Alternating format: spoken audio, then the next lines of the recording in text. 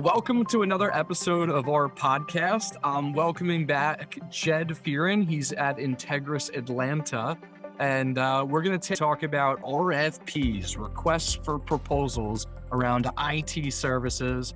Jed's done a phenomenal job in producing a very, what I would call a high value deliverable for anybody out there in the marketplace looking for IT services and wants to go the RFP route. With that, Jed, I'm going to let you take it away and we'll go from there.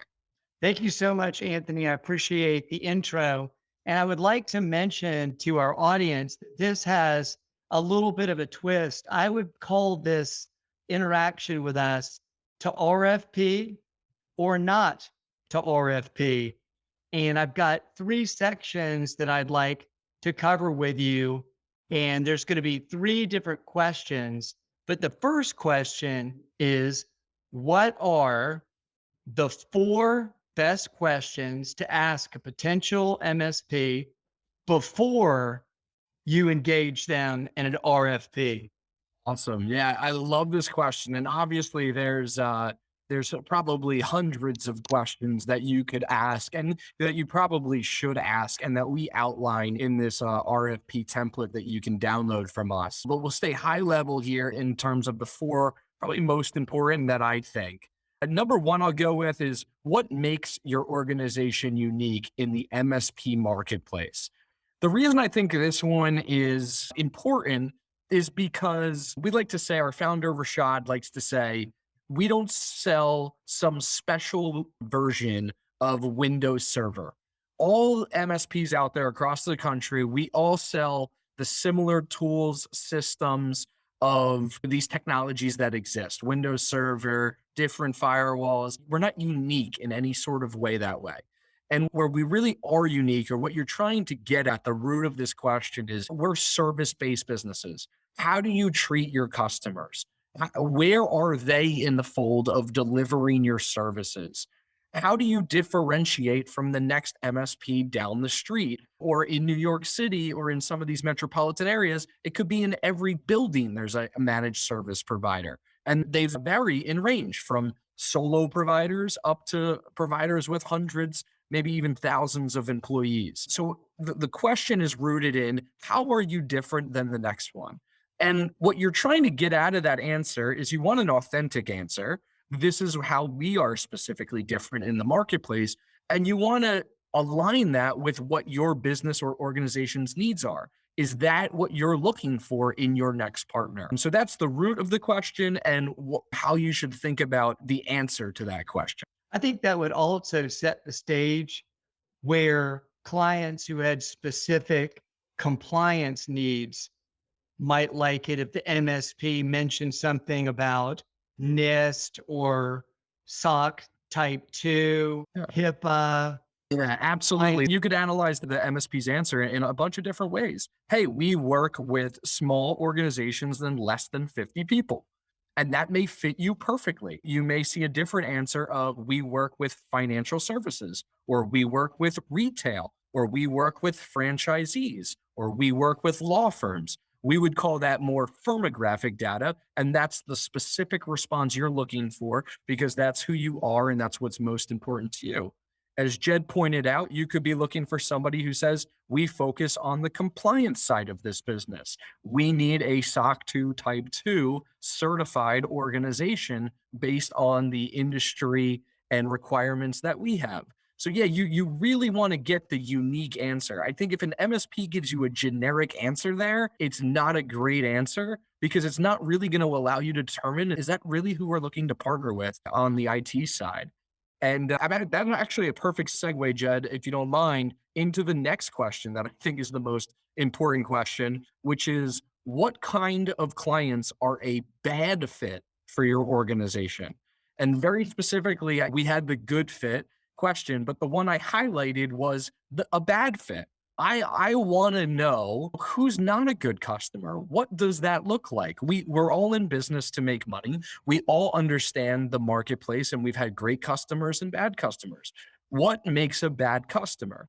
And for the organization that's putting this together, why would you want to know that? Well, maybe I am because they don't know my business. They don't know who we are as a customer, what we're looking for. They may define us exactly as a bad customer fit. And that's okay. There's nothing wrong with that. But it's best for both parties to know that up front. And it's better for the managed service provider to tell you who's a bad fit for them because they don't know you as good as you know yourself. And you may say, yeah, that makes complete sense. I understand why that would be a bad fit for them. It's not what they focus on, and we can move forward with them. Or they may define your company exactly or your needs exactly and say, yeah, we have needs that are, let's say, 24/7 across 3 different time zones.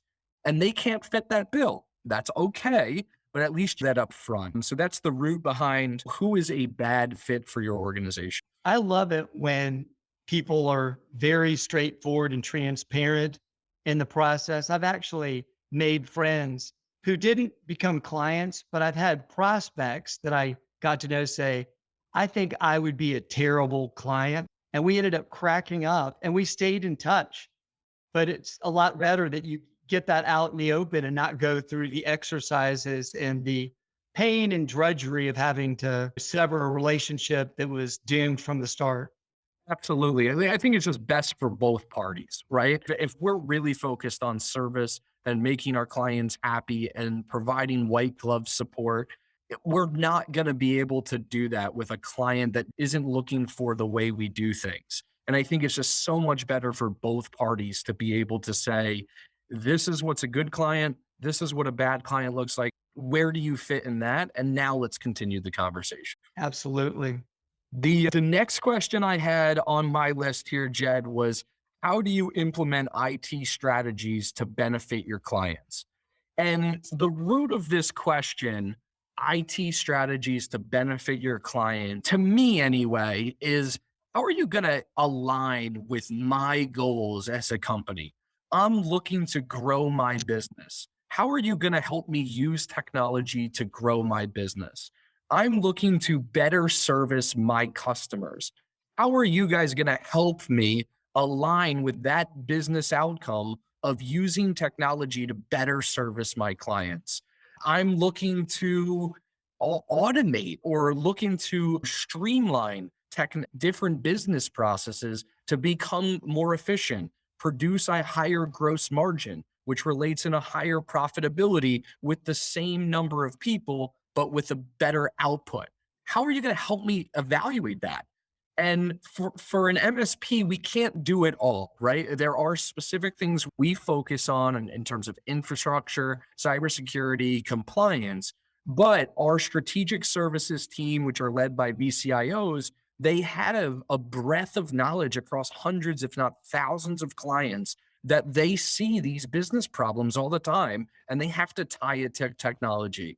So the root of this is really to understand, does your MSP that you're looking to partner with have a business mindset around technology?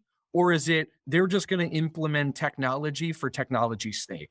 They really just want to implement the next shiny object, the newest, greatest thing that came across their desk. And that's the root of that question. And you should be very clear on your business outcomes around technology. You should communicate those. So that way the MSP can come to the table and say, we can help you do that as part of our process. Or they can define, we can help you do X, we can't help you do Y. You would need to look elsewhere for that. I think strategy first is a great piece of advice because from there you can create a blueprint and then all the other recommendations are tethered to a goal. We got a new client about 5 years ago that's a nonprofit. And what they do is they vet the need of various individuals in need of nonprofit services, but they match them with the right nonprofit because if the resources are wasted when a child is sent to an organization that cannot help him or her. And they said to us, no one else had talked about strategy but you. If we get our technology right, we could be more efficient and get kids the help they need right away. Absolutely. So the fourth and final question is a question, but I'm going to preference it with one item. It's around process. So the specific question I highlighted was describe your process for migrating new clients to your MSP services platform. So We're talking onboarding here, right? That's another term. absolutely. Yeah. Now, how are you going to onboard me? This is great. Everything sounds perfect. You've answered all my questions. Your references have checked out. Everything we see in the RFP responses is great. And we're going to move forward with you. How are you going to onboard me? Well, what is that experience going to look like? How are we going to inform our end users? How are we going to migrate technologies and subscriptions and all of this kind of stuff, credentials? And to me, where I want to back up a little bit on that is the question around process for onboarding is a general thing of what are your processes around a lot of things, not just onboarding. What about documentation? What about how are my SLAs and guaranteed response times? What about my strategic services and consulting? What about my documentation on backup and disaster recovery and business continuity? What are your processes around these main items of IT to once again help me get those business outcomes and not be left behind by technology? So in our RFP template that Jed has created here, that's downloadable via the website, you're going to see a lot of process oriented questions in there that you should be asking. And I think a lot of organizations don't ask them because they don't know to ask them, which I think is a huge value of this RFP template that Jed has created because they're in there. So the main question there is I want you to focus around process-based questions. And a operationally mature MSP is going to be able to easily communicate to you their processes around all of those things that I just mentioned. An organization, an MSP that is not operationally mature, not sophisticated, doesn't have enough bandwidth from talent or team members, or just doesn't focus on these things, is not going to easily be able to answer those questions, or they may respond to them, but it'll be somewhat broad. And what I want you to get out of that is you can really determine an MSP's operational maturity in how they answer these questions and to the level of depth that they answer these questions at. Absolutely. And another thing I'd like to tag onto your comments is that if you get the onboarding, you have it set up where the incumbent MSP stays in place for a little bit of a crossover. Yeah. So you're not just pulling out the rug, and you give it a 30 to 60-day window because the client might be getting services from the incumbent MSP that are still under a subscription, and you wouldn't want them to get a penalty. But when people can show you how the various pieces fit together and how you will play well with the outgoing provider, we've actually made friends with MSPs that we gained clients from because we're all professionals and want to uplift the MSP industry.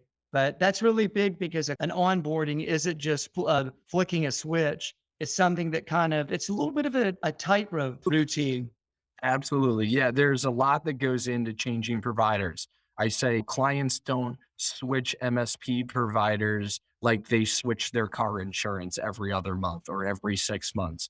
It is a big, heavy lift. It involves a lot of people and it can affect their customer base and their users in how they're delivering services. So you definitely want to understand how that relationship is going to start, who's going to be affected, and who's going to own that project. At the end of the day, it's a project to get you from one place to another successfully. So yeah, those are great questions to ask. I highly recommend you're analyzing the details in which they're providing in those answers. And what I'll do in some of the companion blogs that go with the downloadable RFP is I will be highlighting the importance of each of the questions. So the readers, the MSP evaluators will have a real context for why that's a good question. Now, the next two sections are related to one another, different sides of the same coin.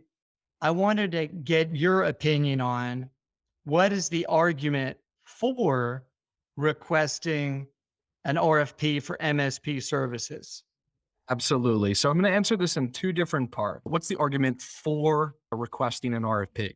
Like the conditions that make it ripe to Exactly. take that Number approval. one is that you will have government organizations that are required by their law that they have to get multiple bids for anything that they do. So obviously, I'm going to push that whole all the way to the side because they have to do it. That's a different animal. That's really a different Exactly. animal. Now we have a lot of private businesses, so privately owned businesses or even nonprofit organizations that don't necessarily have to get multiple bids. So let's focus on why do they do it? Why should they do it? The number one answer is the process. This is a complicated process. It's a complicated service offering, and they're trying their best to compare apples to apples, right? That everybody has a different way of providing this type of service. They have different language around it. They have different contract terms, pricing terms, and I can understand the mass confusion that could cause in trying to analyze such an important part of your business or your organization. Number one, I think, is that you're trying to get to apples type of comparison. The next reason is very specifically pricing. I want to be able to compare multiple different providers to their pricing based off a standard set of data that I have sent them.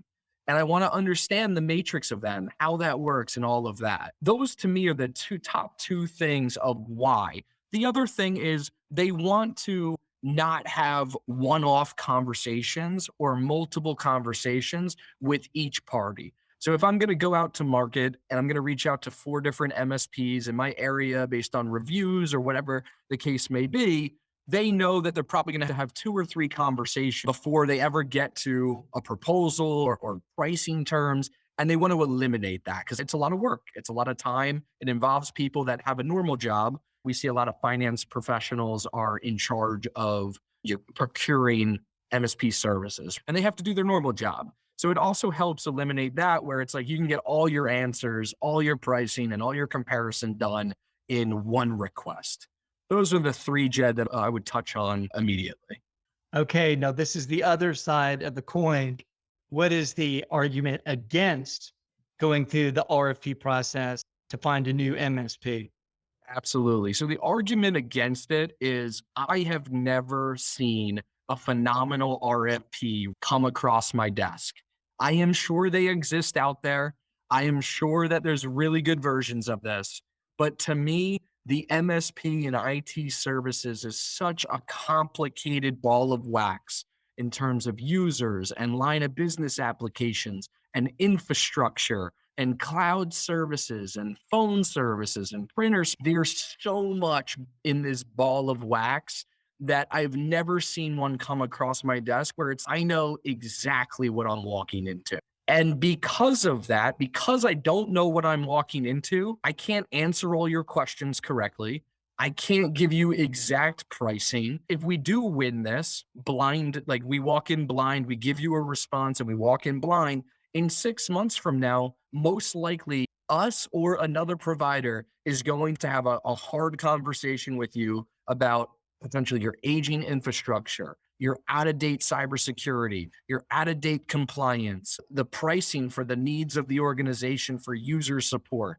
And to me, that's where the RFP process, the argument against it is none of these providers are really walking in with eyes wide open and can truly say to you, I know what we're getting into and I can back up what I just put in this proposal. And so to finalize that, how do you get around that with the 2 minutes remaining that we have is I would highly recommend whether you engage with a consulting firm to do this and you get some sort of assessment done of your current environment. That's what I would recommend doing. And then you go from that assessment to the RFP to accomplish all the reasons for doing an RFP. You communicate that assessment within the RFP document. And now people, even though they didn't get their hands dirty in your environment, they may have such a broader understanding of what they're actually working with and can give you a more, I don't want to say honest, because I think everybody's giving you an honest response. It's not backed up by anything. So those would be the reasons against it and how I would combat that. Absolutely. Well, I think, just my opinion, if you're going to do an RFP, since there's such a strong cultural connection required with professional services businesses, money managers, CPAs, I think it would be very valuable to do an initial vetting, half an hour phone call with the principals to figure out if y'all even get along. Yeah, 'Cause that would go a long way, because everything else might fit, but the culture might be a mismatch, and that usually doesn't work. absolutely. Yeah, I would end on the point of, and maybe it's because we're doing it, maybe it's not. I think if I put myself in the customer's shoes, if I was running an RFP process, I would highlight, to Jed's point, maybe 30-minute conversations with 4 different providers just to understand, to ask some of these questions we mentioned prior and understand what's their processes and get different understandings. And I wouldn't hesitate to go with a company that maybe is pushing back against the norms. And what I mean by that is, you may have 3 providers that are just ask you basic questions and are able to flip over a proposal. And you may have another company that says, yeah, that's not the way we do this. We actually want to fully understand what we're walking into. And we want you to be able to taste our services as well. And as Jed said, us as professionals. And that would, at least for me, that would stick out to me of, ooh, that's interesting. Why are they doing it differently than everybody else? Maybe I'll get a different result than I've previously gotten in the past. Well, I certainly wouldn't trust a money manager who took any of my stock picks seriously. So, to your point, I think I agree 100%. Awesome. Well, Jed, thank you so much for the time today and running through this RFP. Thanks for creating it. And I can't wait to see the value that people get out of this RFP template that's downloadable on our website right now. Thank you, Jed. Well, I'm looking forward to helping out. Take care, Anthony.